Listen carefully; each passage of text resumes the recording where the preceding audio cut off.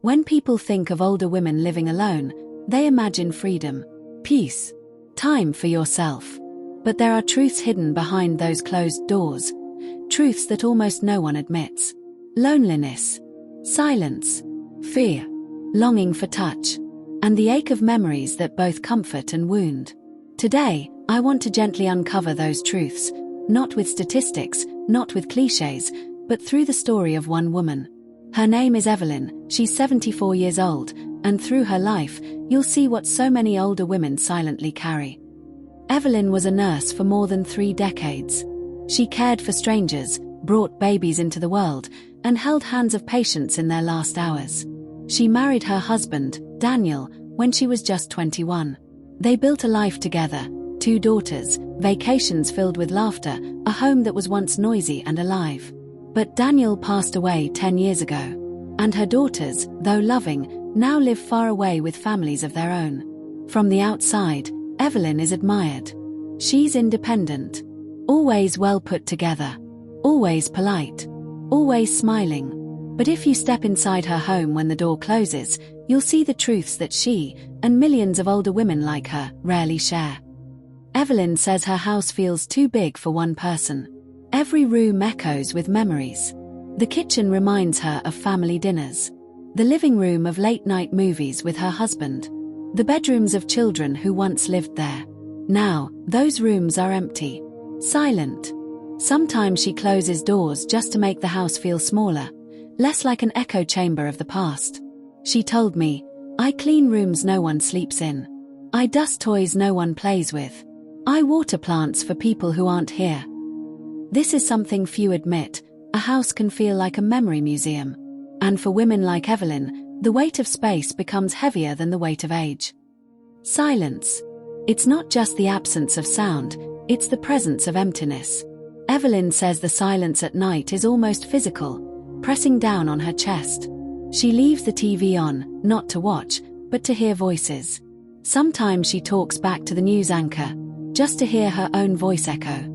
Silence is something society never warns women about. When you live alone long enough, it can feel heavier than loneliness itself.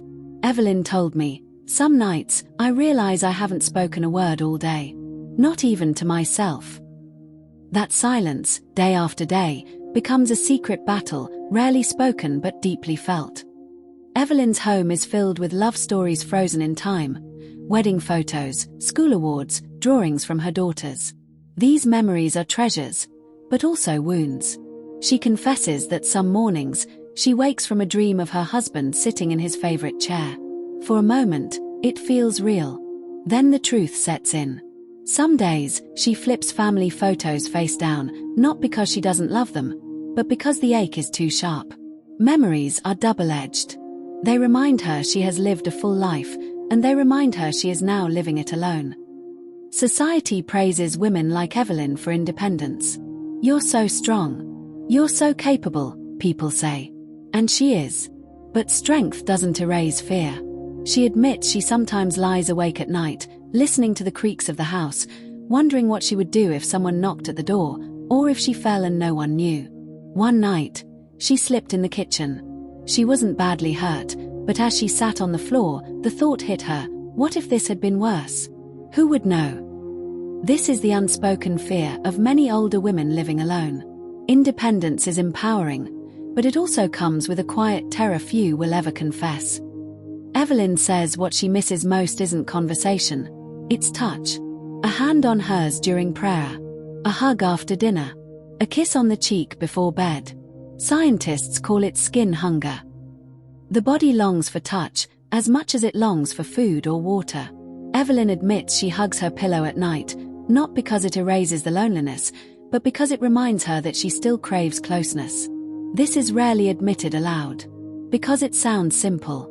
But it's not simple at all. It's one of the deepest longings of the human soul. She told me she sometimes goes shopping even when she doesn't need to. Not for groceries, but for life. For the voices. For the laughter of children running in the aisles. For the moment of connection with a cashier who asks how her day is. She'll ask a question she already knows the answer to, just to keep the conversation going. In those moments, she feels part of something again. Pretending to belong is sometimes the closest thing to belonging itself. Evelyn's truths are not just her own. They belong to millions of older women living alone. They carry them quietly, behind polite smiles and words like, "I'm fine." But behind every "I'm fine" is a story longing to be heard. If you know someone like Evelyn, don't wait for holidays. Don't just send a quick text. Call them.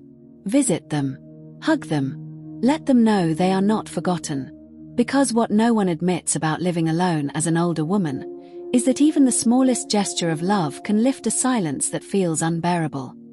Share this video to remind someone they are not alone.